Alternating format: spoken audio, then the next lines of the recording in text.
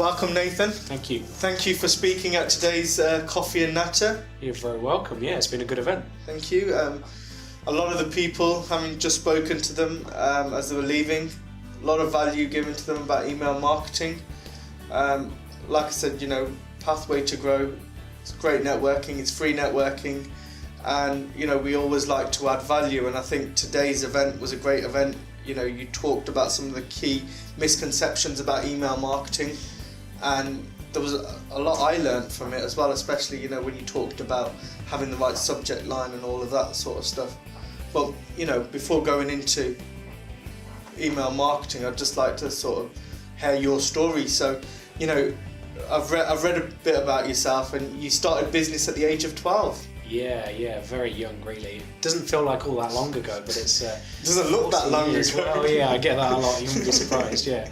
So 14 years ago now, but it was... I started it as a website design business. Okay. Honestly, I don't think it was particularly website design that I was all that bothered about. I enjoyed it, but it didn't take long before I just realised that I just liked running businesses. So you had that entrepreneurial spark in you from the age of 12. Anything I could sell, I would find a way of being able to sell it. Yeah, if there was a way of selling. I bet you got in trouble from your parents then. Yeah, there were a few things that were slightly, not the best things to be selling. Not even, stuff they didn't particularly approve of or anything like that. Just stuff that's like, why would you even build a business out of that? But yeah, website design's where it really started. And in fairness, it's still a business that I run today. I don't do websites so much anymore, but it's still the same business in that I help clients with online marketing for a number of years, and websites into email marketing was a kind of natural progression, I think. Well, it's interesting, you say 14 years ago you was into website designing.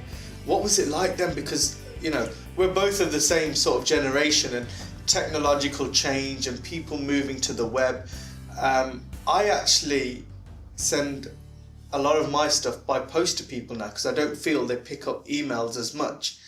We went through a process where people stopped flyering people and started emailing them or using social media as a way of attracting people. So printers are saying we don't print as many flyers as we used to because email marketing and all these new technological ways of marketing have taken over. What would you say about that and where we're coming and where we're going? Well, things have changed in all digital senses, but in all kinds of marketing. The way people receive marketing, receive advertising, and the way businesses are doing it and working it effectively has changed several times over since I'd first started it. What I'd say is that it's not that email marketing has replaced leaflets or replaced something in the post, and social media doesn't replace email marketing. And whatever's new, Facebook Live video doesn't replace traditional social media. They all work hand in hand. That's kind of the beauty of it, in that it's not about just finding one marketing solution that's going to work for your business and just sticking all your money on that and saying, well, this is how we market our business. It's about making sure that you've got at least the minimum viable dose in as many areas as you possibly can. But when you find that a particular area is effective for your business and your target market, to make sure that it fits hand in hand with the other kinds of marketing as well. Okay. Well, that's fair enough. We as a business, we still produce flyers. We still, we heavily promote on social media. As you can see, all of our stuff is heavily, we're on Twitter, LinkedIn, Facebook, any social media out there, we are covering it in some way, shape or form. And also email marketing. So for today's event, we would have sent out an email campaign, to promote coming to today's event. Going back to sort of, where you started, what was it like being a young person and wanting to get into business? What struggles did you go through? And, what would you say to a young person today, maybe a 16-year-old sitting in their bedroom now watching this on YouTube, something we didn't have. What would you say to that young individual about starting their own business? I think the struggle for me was just not knowing what to do. Like when you approach anything new, you do something for the first time, you don't know what to do. So you either educate yourself and try and find the best way of doing it based on what other people know and do, or you just have a go and make the mistakes that mean you learn those lessons. I did a combination of those two. So I built websites. I didn't know how to build websites until I learned and did a lot of trial and error. I'm sure it wasn't the fastest way to learn, but it was the way that worked for me and meant that I got the practical elements of being able to do that. And the same really applied for business, in that you don't know that the best way of closing a sale is to use a particular kind of closing tactic, for example. Yeah. You don't know that the best way to reach a target audience is using a particular marketing media. Yeah. But common sense tells you a few of these things, or at least sets you along the right path. So when it comes to marketing, the most common sense thing you can say is, well, where do you find that group of people in the highest concentration?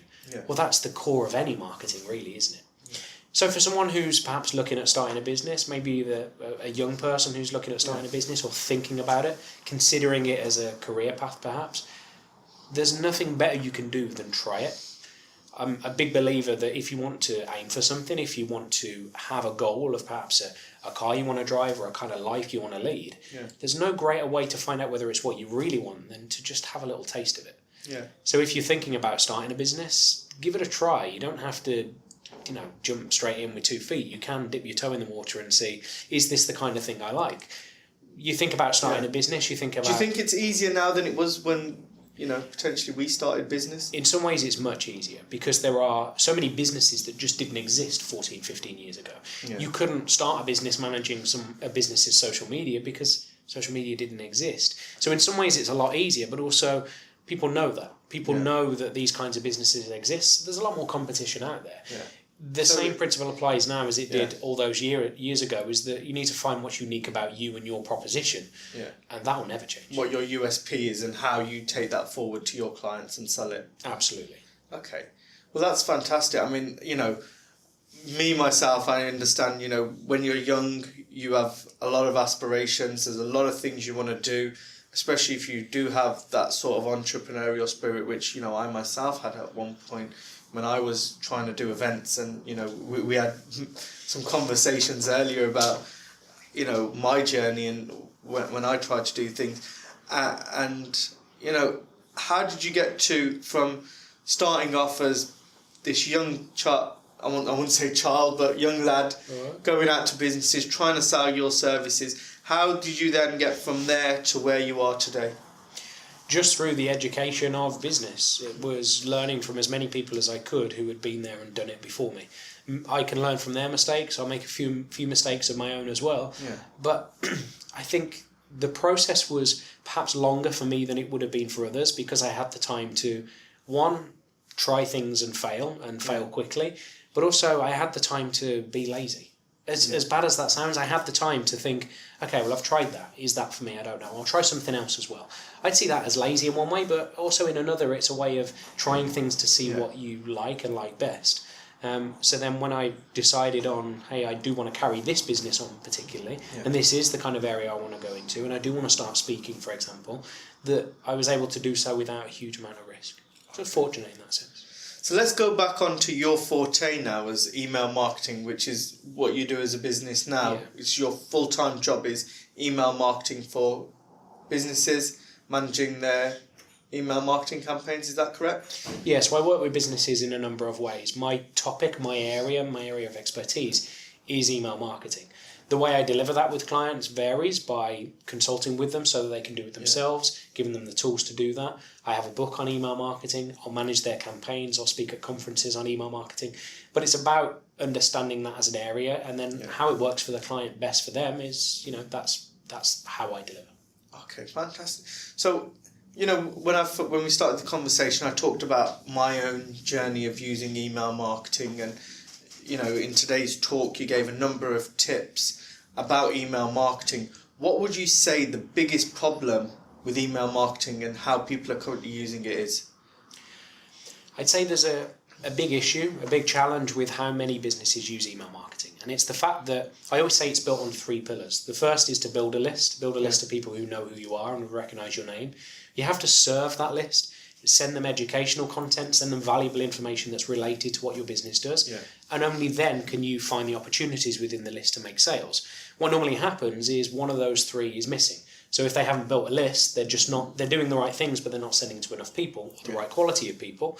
If they're not serving the list, then they're asking for the sale too soon. Yeah. So it just gets ignored. And the other part, perhaps less common but still happens, is they've built a good list, they're serving it, sending it valuable information, but they're never asking them to buy anything. Which seems crazy, but it happens quite a lot. They're not closing the sale. That's right, yeah. Okay.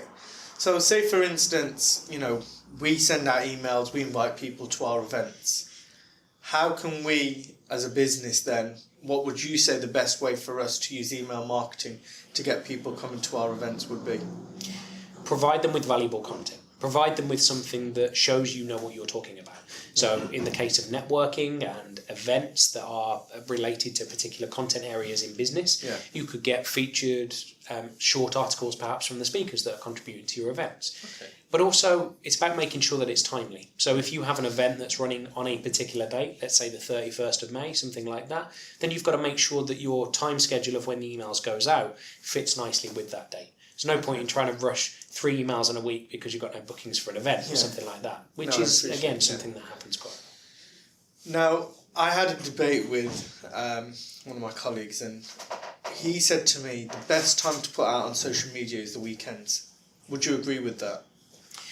In terms of social media or email marketing? Social media marketing. In social media, I think it's about who your audience is. And in fairness, I think it is the same with email marketing. Depending on who your audience is, if you were to put yourself in their shoes, when are they likely to have the free time? When they are sat with their phone or at their computer looking at social media or checking their emails? Maybe they're sat on the toilet.